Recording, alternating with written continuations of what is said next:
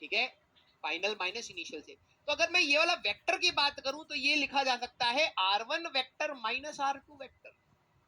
देखो ये वाला वेक्टर हो गया हमारे पास।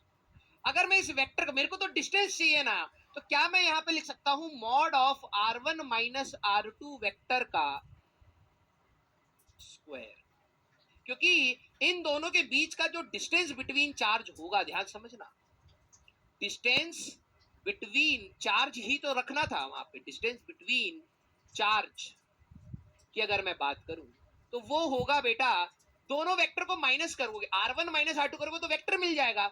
और इस वेक्टर का वैल्यू अगर आप देखें तो mod of R1 minus R2 vector, आप इस चीज को समझ पाए कि वही तो उन दोनों के बीच का डिस्टेंस होगा। हाँ या ना यार, हाँ या ना? Very good, very good. चलो कम से कम इतना आपको पता है। फाइनल माइनस इनिशियल होता था या हेड माइनस टेल। इस वेक्टर का हेड किधर है? R1 पे, टेल किधर है? R2 पे। तो R1 माइनस, सर अगर मैं ये वाला वेक्टर बनाता तो R2 माइनस R1 लिखते। वेक्टर का मैग्नीट्यूड होगा वही डिस्टेंस होगा, उसी का स्क्वायर तो वहां रखना है। यस। अब बात आई डायरेक्शन की।